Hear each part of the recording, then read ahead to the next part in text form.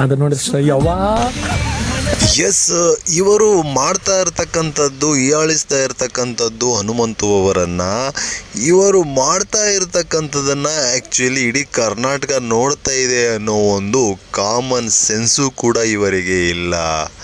ಹನುಮಂತು ಒಳಗಡೆ ಹೋಗ್ಬಿಟ್ಟು ಆ್ಯಕ್ಚುಲಿ ಆ ಒಂದು ಟ್ರೋಫಿಯನ್ನು ನೋಡಿದ ಕ್ಷಣ, ಅವ್ವಾ ನಂದೇ ಅವ್ವ ಟ್ರೋಫಿ, ನಾನೇ ಗೆದ್ಕೊಬತ್ತೀನಿ ಅವ್ವ ಅಂತಾನೆ ಅಂದ್ಕೊಂಡು, ಆ್ಯಕ್ಚುಲಿ ಇಲ್ಲಿ ಭವ್ಯಗೌಡನೂ ಇರ್ತಾಳೆ, ಈ ಕಡೆ ರಜತು ಮತ್ತು ತ್ರಿವಿಕ್ರಮು ಇವರೆಲ್ಲರೂ ಕೂಡ ಗೇಲಿ ಮಾಡಿಕೊಂಡು ಹನುಮಂತನನ್ನು, ಅದಾದ ನಂತರ ಮಂಜಣ್ಣನೂ ಕೂಡ ಇವರು ಗೇಲಿ ಮಾಡ್ತಾರೆ.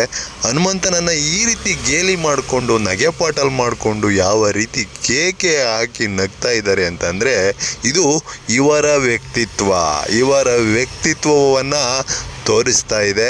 ಆ್ಯಕ್ಚುಲಿ ಇಲ್ಲಿ ತ್ರಿವಿಕ್ರಮು, ರಜತ್ತು, ಭವ್ಯಗೌಡ ಇವರು ಮೂವರು ಕೂಡ ಗುಂಪುಗಾರಿಕೆಯನ್ನು ಮಾಡ್ತಾ ಇದ್ದಾರೆ. ಏನಾದರೂ ಮಾಡಿ ಇನ್ನಿರ್ತಕ್ಕಂಥ 3 ಜನರನ್ನು ಹೊರಗಡೆ ಕಳಿಸಿ ನಮ್ಮ ಮೂವರಲ್ಲೇ ಒಬ್ಬರು ಕಪ್ಪನ್ನು ಹೊಡ್ಕೊಂಡು ಹೋಗೋಣ ಅನ್ನುವಂಥ ಒಂದು ಸ್ಟ್ರಾಟಜಿನೂ ಕೂಡ ಇವರು ಮಾಡ್ತಾ ಇದ್ದಾರೆ.